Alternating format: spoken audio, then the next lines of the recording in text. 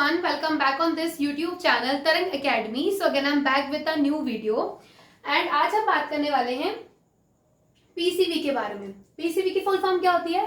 Packed cell volume. इससे previous video में हमने पढ़ा था ईएसआर के बारे में। ईएसआर क्या था? इरिथ्रोसाइट सेडिमेंटेशन रेट, कि इरिथ्रोसाइट को सेडिमेंट होने में कितना टाइम लगता है, हमने वो पढ़ा था। उसमें दो ट्यूब थी, विंट्रोप ट्यूब और वेस्टर्गन ट्यूब। अब हम आज जो पीसीबी पढ़ने वाले हैं उसमें सिर्फ एक ही ट्यूब होती है, वो होती है विंट्रोप ट्यूब। ठीक है, ये बहुत इंपॉर्टेंट है, बहुत सारे बच्चे भूल जाते हैं, इसलिए मैंने शुरू में ही बता दिया कि आपको ध्यान रहे ये बात। ठीक है, नाउ लेट्स गेट स्टार्ट। तो what is the full form of PCB? That is the packed cell volume. इसकी डेफिनेशन क्या होती है? Proportion of blood occupied by RBC. Blood के अंदर कितनी आरबीसी है, कितना पोर्शन आरबीसी ने ऑक्यूपाइड कर रखा है, इसको हम जिस मेथड के थ्रू जानते हैं या जिसके थ्रू जानते हैं उसको हम कहते हैं पैक्ड सेल वॉल्यूम। इसको हम एक्सप्रेस करते हैं इन परसेंटेज। जो हमने ईएसआर पढ़ा था उसको हम एक्सप्रेस करते थे in the unit of MM. ठीक है, उसकी यूनिट होती थी एमएम। पैक्ड सेल वॉल्यूम को हम एक्सप्रेस करते हैं in percentage. Now, volume of RBC packed at the bottom of a hematocrit tube. What is hematocrit tube? That is Winthrop tube. तो इनका कहने का मतलब है कि विंट्रोप ट्यूब के बॉटम में कितनी आरबीसी बैठ गई हैं, नीचे पैक्ड हो गई हैं, उसको हम कहते हैं packed cell volume. When the blood is centrifuged, जब हम ब्लड को सेंट्रीफ्यूग्ड करते हैं अराउंड 30 मिनट के लिए, तब उस ट्यूब के अंदर जितनी आरबीसी पैक हो जाती हैं एट द बॉटम, उसको कहा जाता है packed cell volume in the form of the percentage. आगे बढ़ते हैं। हेमाटोक्रिट वैल्यू और इरिथ्रोसाइट वॉल्यूम फ्रैक्शन भी कहा जाता है पैक्ड सेल वॉल्यूम को, इसीलिए इसकी ट्यूब को हम हेमाटोक्रिट ट्यूब कहते हैं। कभी कभी आपका एग्जामिनर आपके एग्जाम में पूछा जा सकता है कि हेमाटोक्रिट वैल्यू कितनी है, तो आप ध्यान रखोगे हेमाटोक्रिट वैल्यू का मतलब क्या है, हम पीसीबी के बारे में बात कर रहे हैं। ठीक है, एंड इरिथ्रोसाइट वॉल्यूम फ्रैक्शन मतलब कि ब्लड के अंदर कितनी इरिथ्रोसाइट है, इसका फ्रैक्शन हम जान रहे हैं। तो ये दोनों भी ध्यान रखना, मे भी आपको कंफ्यूज करने के लिए आपका एग्जामिनर आपके वाइवा में कभी भी पूछ सकता है। आगे बढ़ते हैं, इसका मेथड क्या होता है, पैक्ड सेल वॉल्यूम को कैसे किया जाता है। तो ऑफ कोर्स इसके लिए हम ब्लड लेंगे, ब्लड के साथ में हम लेंगे एंटीकोगुलेंट। एंटीकोगुलेंट क्यों लेते हैं? बॉडी से बाहर आते ही ब्लड क्लॉट हो जाता है, ये बात सबको पता है, इट्स अ नॉर्मल फिनोमेना।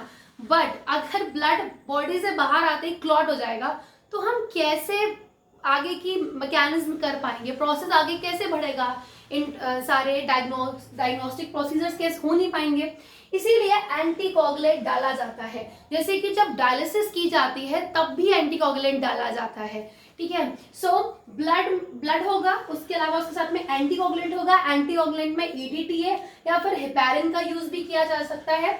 उसके बाद ब्लड और एंटीकोगुलेंट को मिलाकर हम विंट्रोप ट्यूब को फिल कर देते हैं। ठीक है, विंट्रोप ट्यूब आपने पिछले लेक्चर में भी पढ़ी है, उसमें हम फिल कर देते हैं।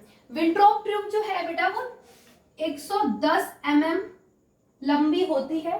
ठीक है, और इसमें दोनों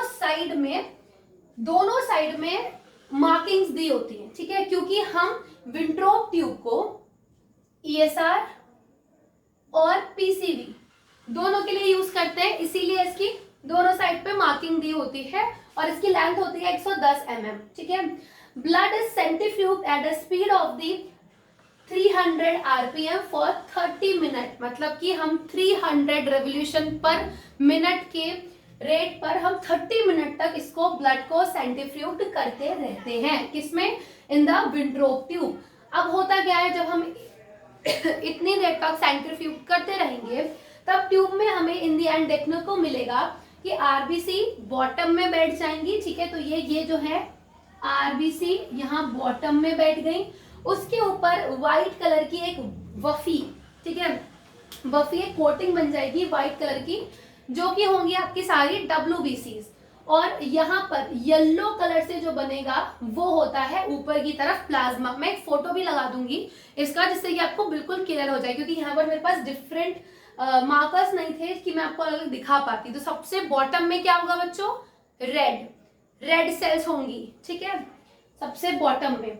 उसके बाद उसके ऊपर व्हाइट बफी कोट होगा जो कि होगी आपकी WBC, और उसके ऊपर जो येलो कलर का होगा वो होगा आपका प्लाज्मा। ठीक है, तो ध्यान रखना इसको हम परसेंटेज में शो करते हैं, मतलब कि इसकी जो आपकी वैल्यूज आएंगी वो परसेंटेज में आएंगी, इसीलिए परसेंट वाली साइड जो है ये मैंने यहाँ पर लिखी हुई है, और MM वाली साइड से हम ESR को मार्क करते हैं। ठीक है, सो आई होप बच्चों के आपको पीसीवी का ना एक बेसिक पॉइंट समझ में आया होगा। पैक्ड सेल वॉल्यूम क्या होता है? देखो हमारे ब्लड में सबसे ज्यादा इंपॉर्टेंट ना RBC होती है, क्योंकि RBC के अंदर हीमोग्लोबिन होता है। होने को इंपॉर्टेंट WBC भी है, प्लेटलेट्स भी है, सबका अपना काम है, बट स्टिल सबसे ज्यादा इंपॉर्टेंट ना हम RBC को ही देते हैं। हर सबकी बात घुमा फिरा के ना RBC तक ही पहुंचती है। अब हम पैक्ड सेल वॉल्यूम कर रहे हैं तो इसमें भी हमें RBC की ज्यादा इंपॉर्टेंस है। आपने पढ़ा ना RBC की इंपॉर्टेंस। ESR में भी हम एरिथ्रोसाइट का सेडिमेंटेशन रेट देखते हैं, और किसी का नहीं। तो इन द नेक्स्ट वीडियो हम बात करेंगे कि पीसीवी की नॉर्मल वैल्यू क्या होती है और कब कब डिफर हो सकती है। सो वो वीडियो भी बहुत इंटरेस्टिंग होने वाला है, so don't forget to watch that video on this YouTube channel, to subscribe my YouTube channel. और मैंने बहुत सारे वीडियो डाले हुए, मतलब इस यूट्यूब चैनल पे 1000+ वीडियोस पड़े हुए हैं। तो अगर आप अपने कॉन्सेप्ट क्लियर करना चाहते हैं तो मेरे वीडियोस को कंटिन्यूसली देखते रहिए। एंड उसके अलावा मेरे और भी अदर यूट्यूब चैनल हैं जिनके लिंक मैंने डिस्क्रिप्शन बॉक्स में दे दिए हैं, तो वहां जरूर चेक कर लीजिएगा। Till then bye bye, take care, thank you so much.